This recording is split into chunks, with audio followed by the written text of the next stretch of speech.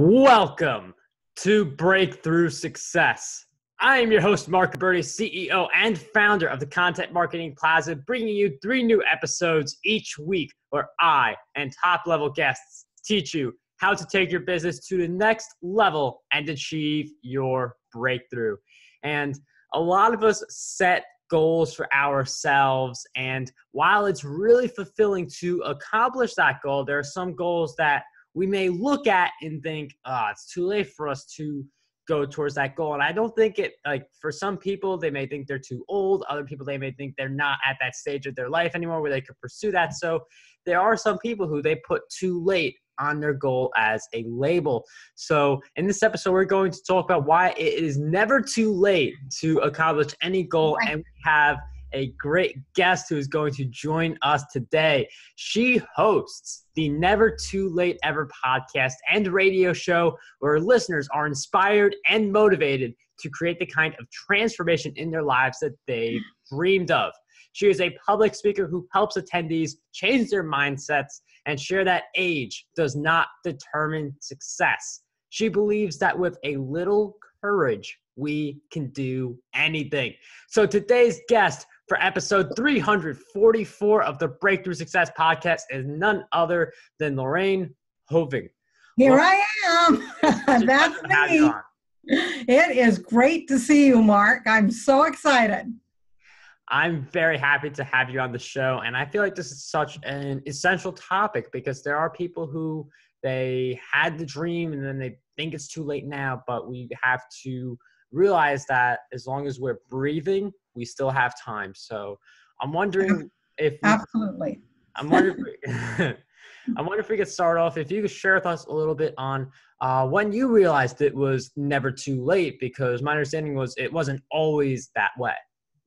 Right, exactly. I'm 60, almost 64 now, and I know that's hard to believe. But when I turned 60 4 years ago, my husband had planned this wonderful boat trip with some of our friends and family. It was a total surprise to me.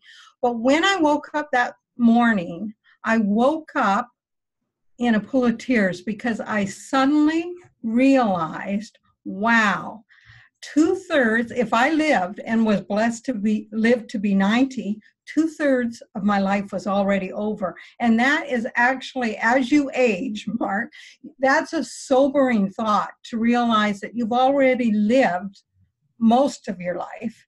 And if you're granted and blessed with just, years, you've already lived most of it. And suddenly I realized all the goals that I had set out to do, the weight that I had told my husband 42 years earlier that I would lose by Christmas, which was about probably 15 pounds back then, that by Christmas I would lose those pounds 42 years ago. Instead, I have reached my high point of 275 pounds, and I realized all of the goals that I'd set out to be more organized, to lose weight, to go after my goal of motivational speaking, all of that just kind of lay there in a heap pile of doo-doo. It was not looking good. And it was so sobering that I realized I needed to do something. I needed to change right at that moment.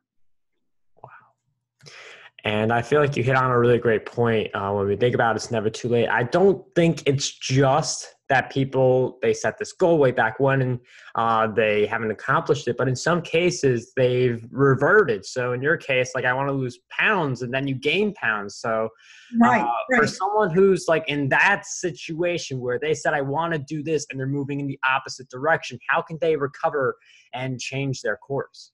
Yeah, no, that's a really good point, because it was not only that I didn't make the goals, I actually reverted back. And that was a sobering realization at that time too. So for me, it was going back into my past. So I had some major trauma as a child, and I hadn't dealt with my self-worth, believing that I was worth losing weight, believing that I was worth everything good in life, believing that I was as good as the person next to me. I always thought there was something wrong with me, if you know what I mean. And it was partly because of the trauma that I had gone through. And so what I realized is I had to go back to the root, which I did. I even on that day, I remember getting on the computer and I thought, I've got to figure this out. Nobody's going to do this for me. I'm 100% responsible for myself. So I'm going to have to figure this out. So I went on the internet. I found some classes on personal development. I made some calls to some people that I had seen change some things in their life. And I went on a course of dealing with my past, dealing with my self-worth, and it made all the difference in the world, because right now I stand here in front of you. I know that I'm worthy. I know that everybody out there in the audience is worthy of everything good in life. And when I took 100% responsibility, didn't blame my husband, didn't blame circumstances, didn't blame the dog, when I took responsibility for me, that's when everything changed, because I was in control to find out how to believe that I was worthy. And I mean, a lot of people, when they do hit this kind of transformation, like Lorraine, it is that hitting the I'm responsible, and not to pinpoint anyone else or any other circumstance, because when you do take the full blame, you also take full control, and that you need that kind of control that you create for yourself with this new way of thinking to make these big kinds of breakthroughs, whether it's losing weight or it's becoming a motivational speaker or anything else like that. It's all about taking that control. Right, right. Because we have always, when we are a victim, then we are always looking outwards and saying, well, it's, you know what, I was born with these genes. It was just meant that I was supposed to be overweight. That's what I used to tell myself. I'm the only one that can never lose weight. I was destined to be fat. So we do this because we don't want to reflect inside. And as long as we do that and we make up those excuses, we will never change until we turn the tables and look inside and realize that we are the ones. Nobody else can do it for us. Nobody else can. We need to take responsibility for ourselves. And the hope is that we can. The journey can start today. So what if for 42 years, I mean, it's not a so what, but for 42 years, I did not do it. But that does not dictate what I can do today. And that is with our audience too. If you have failed 100 times over, it doesn't mean on the 101st time that you can have success. And that's what I realized. But I had to stop blaming others, blaming my past. I dealt with my past, blaming my past, and then moving on and realizing was it hard work? Just because one day I woke up and realized I was responsible, did it come easy? No. But it made the difference in my journey, because I suddenly realized if it was to be, it was up to me. Yeah, I mean, that's a really great message, again, where it is up to you to accomplish all these goals for yourself and really hit on these accomplishments where you maybe thought it was too late for you, but then being able to make that full turnaround. And I know one of the things you do help people with is their mindset, because you mentioned you took the personal development courses. And I feel like personal development is so essential to achieve success in any field. So I'm wondering if you could share with us, when you're out there on a stage or just talking to someone who maybe feels like it's a little too late, what are you saying to that person or encouraging them on to so they could ignite their own mindset? Well, first of all, I do give them the message that they are 100% responsible for themselves. And I also do let them know that if they have experienced trauma, they need to at least figure out and go back to the trauma and work that through. So for me, it was about forgiveness. I had a father that died suddenly when I was 11 years old, and he was my life. And from that point on, I had an older brother that began to bully me. And he'd say, fatty, fatty, 2x4 can't get through the bathroom door. And those kind of things that became a fulfilling prophecy for me. But every move I made, my brother teased.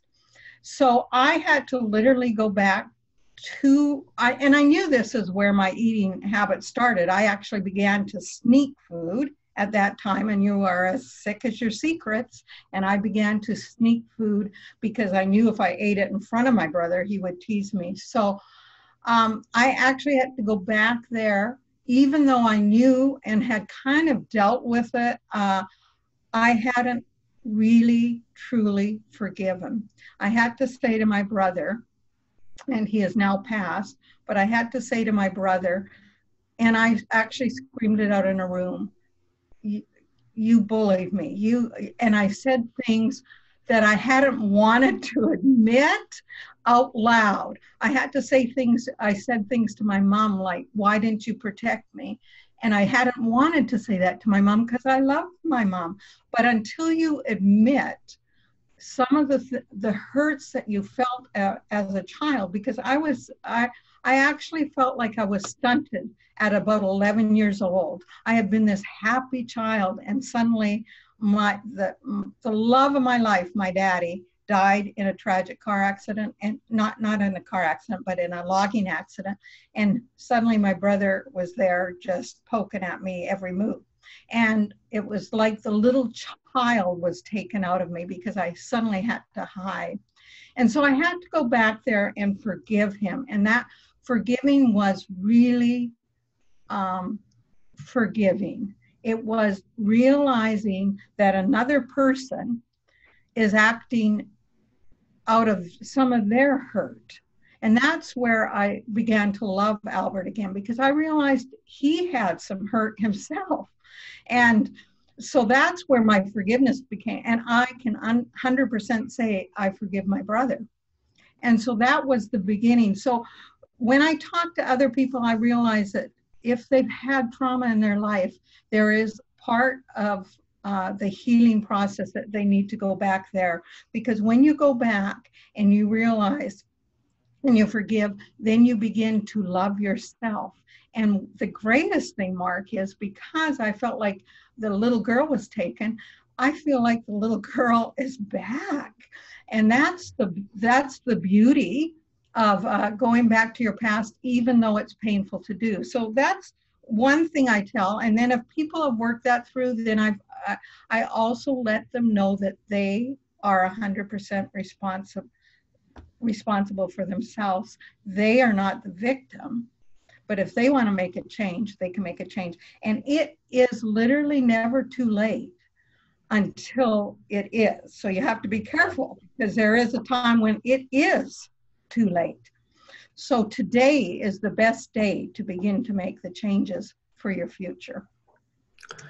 One thing very important I want to point out in Lorraine's answer, I mean, you hear a lot of she's being vulnerable. She's not letting the events in that past define her, but she's using it as a way to propel herself and really tap into some of the existing roadblocks, and then being able to conquer those and hit all these different goals that she's now been able to hit. So sometimes it really can be just you getting super vulnerable with yourself and going deep into a place. And yes, it may be uncomfortable. I mean, I'm sure that it's been uncomfortable for Lorraine to not just go there, but also tell people the story for a little bit. So I'm wondering if you have any thoughts on that, because I'm sure there are, like you mentioned, that you do have to go through your past, even if you are uncomfortable with it. But how do we actually do that? Because there are a lot of people who they'd be very uncomfortable doing exactly what you just did.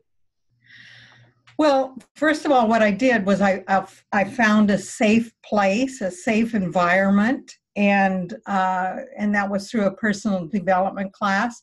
And they did go deep. And did it hurt? Yeah, it hurt, and it was painful. But it allowed me the courage to say the things to my brother out loud that I had wanted to say. So when I say we hide, this is how I hid. For all these years, for these 40 years, I hid because I didn't really want to admit that I was mad at my mom. I didn't want to admit that I was actually mad at my dad, that he left me, that he abandoned me. And yet, if we don't admit and get down to the deep root causes, we just kind of throw it under the carpet, and we wonder why we're not getting anywhere in life. And there are times in life where we have to dig underneath where it is plain ugly. And like I said, it was not easy. It was very emotionally draining. But I know for certain I got to the bottom of all of that anger, expressed the anger, and then got to move on, because I realized in that moment that I am worthy, just like anybody else next to me is worthy. We all are.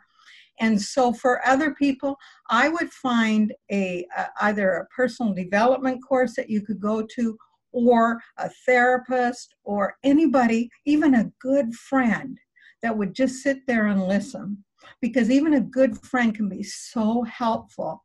I have this thing where you have an object like a little foam heart, where you are given the foam heart and you can say anything that is on your mind. This is with a trusted, safe friend. And that person, as long as you have that heart, you get to express everything that you've been feeling, and they listen. Then you can pass it on. And that is really have been helpful in some conversations. And even if you don't have money for like a course or anything like that, find a friend that is safe and begin to realize, because what happens is when somebody's listening to you and really listening, you become aware of how you feel. Instead of stuffing, like I stuffed all those feelings with food. You can stuff it with drink, smoke, whatever, shopping, many vices. But I had stuffed. And this way, if you talk to a trusted friend, you are opening. And as you open up, you realize, oh, I didn't even know that was in there because you had stuffed it. So I hope that makes sense.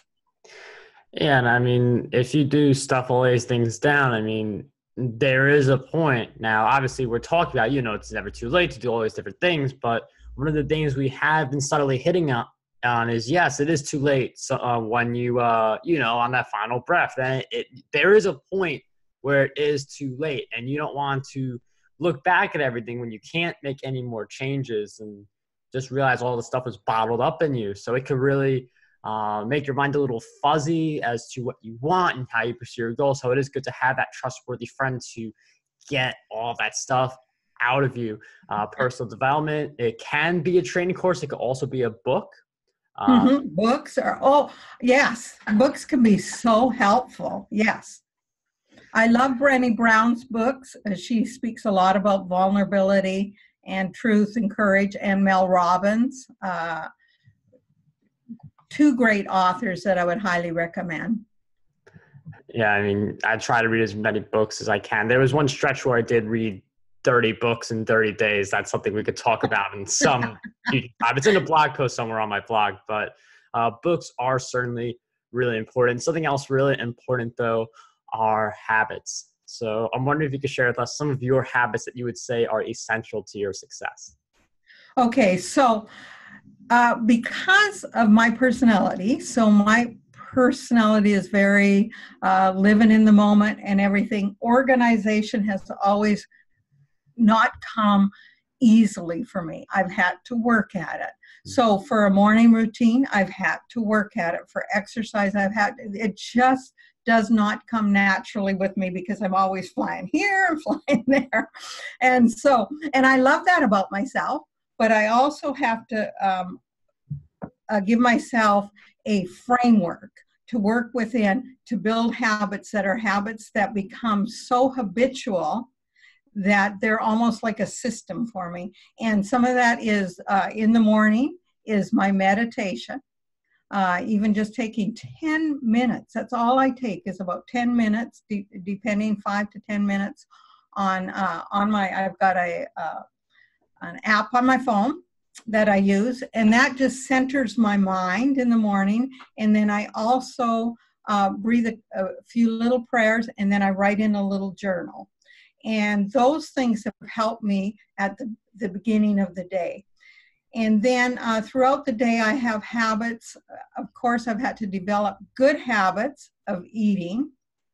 And I would say I do about an 80% to 20%. 80%, I'm good all the time on my eating, and 20% I'll once in a while have a little treat or something like that. So I believe in that 80-20 rule. It seems to work for me. It's odd. But anyways, and then also I set myself up because I knew that I've had gym memberships, like tons of gym memberships throughout the years, and not done a thing, or gone there and could hardly wait to get off the treadmill. And so I knew that I needed somebody to be accountable. So for my personality, accountability works great. So I hired a trainer, and so I work with her 3 times a week. Right now I'm taking a little time off as I just had surgery, but I work with her 3 times a week because I knew that I needed a time to be at the gym. I knew I needed her to be there at the other end. And then also with my eating, what I do is I'm part of Weight Watchers. So every week I know that I'm going to be accountable with my weight and accountable with my friends. So accountability, coaching, that has really helped me. I've had to put in place within my framework things, or else what happens, I think, and I think this happens with other people, not just with my personality, is you start to slip and you slip and you slip. Yeah. And then pretty soon you're back over here. But when you've got a coach, somehow you stay close to it. But when we're on our own, we tend to veer off the path pretty quick. Yeah, I definitely agree with that. I've had a few coaches in the past who, you sometimes outgrow a coach based on the direction you take, but the coaches I've had throughout my journey have been pretty instrumental in getting me to stay consistent. And also, if you've been doing something for a while, like Breakthrough Success, over 300 episodes on the podcast, it's a lot harder to, tip your cap on that and say I'm done versus if you have like 2 episodes on some new podcast. So once you have that momentum, it's definitely easier to build on it and do more fun stuff with it. Right. And I love what you said. The word momentum is great, because sometimes when you're forming habits, it feels like a struggle. But if you continue to work at it and you start building momentum, it becomes more natural. So you wake up and you have your meditation. You wake up and it just is natural. In fact, your day feels odd if you don't do the habit that the newly formed habit. So momentum is wonderful when you get to momentum, and you got to keep it going, because it is so easy to fall off of momentum. Even one day, it's really amazing, Marc, because sometimes it takes 3 or 4 weeks to develop these habits, and then you'll be going good and the momentum's good. But it takes like 3 or 4 days to fall off the wagon and steer off. So that's why it's so important to not have those 1 or 2 days where you steer off, because it sends you in the other direction. Right. That's a really great point. It would be a shame where you develop this habit or you achieve this big goal only to lose it just because of, again, it could just be 3 or 4 bad days, and then that turns into a negative streak. So you want to be able to manage all of that and just focus on doing a little bit each day. Right, because it's never too late. So if you do fall off the wagon, it is never too late. And the power of my message, I really believe, is that today is a new day. Every day you get up is a fresh day that you can start. So who cares about yesterday? So what? Right now, you are presented with this fresh new day. And maybe I only have 10 years to live, 20 years to live. But what I can do in those days, when those days is amazing, because if you're motivated, compassionate, and willing to sacrifice a little bit, it is amazing the purpose that you can have as you age. I know you're a young one and you have a purpose, but as you age, you start feeling this, it's a sense of urgency. And so for those out there that are listening, the days are numbered. Have a sense of urgency on your purpose. I knew when I was a very young girl that I possibly wanted to be a motivational speaker. It happened when I was with some friends. It was before the trauma in my life, and I was teaching or something in front of about 5 or 6 kids in a gym, and I knew right then that I would like to speak before and live audiences and motivate them to make a difference in their life. And then that got shunted because of all those years, the trauma and everything, and because I didn't take responsibility. But that does not discourage me, because now I feel like I have the little child back in me and that dream has come alive again. And look what I've got every single day to motivate and inspire others. All right, and that's a really awesome message, and I think we should really cap it off there. Just 2 more questions. One of them being, I've asked you a few questions to our time together, but if you wanted us to all think about a question that we should be asking ourselves, what would that question be? Good question. I think it is important to slow down the busyness of life and ask yourself, what is the purpose of your life? What do you want to leave for your children? What legacy do you want to leave? In the busyness of life and the rut of day after day doing this and the messiness of life, sometimes we forget to look inside and say, what legacy? What is my purpose? And you can discover that before it's too late. I would like to eventually help animals or children's in orphanage, and I am going to eventually get to do that.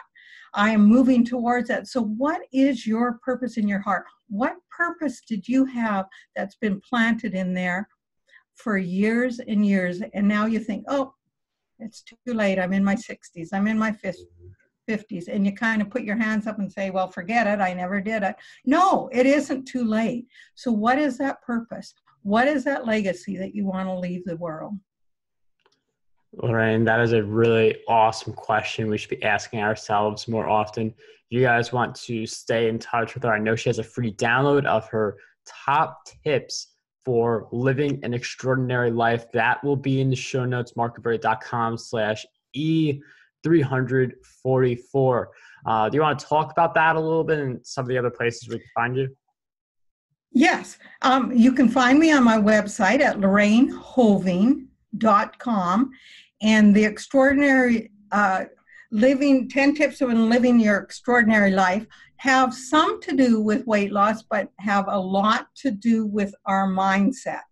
So in order to live an extraordinary life, guess where it starts? It starts here. It doesn't start out there with our circumstances, if our husband is loving, if the children are well behaved.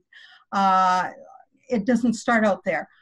Where we begin to live an extraordinary life is right here in our mindset. When we set out with an attitude to change the world, to live a life of purpose, to not get triggered about every little thing that happens during the day, then that's when we begin to live an extraordinary life, because it's not about the circumstances, because circumstances will always change.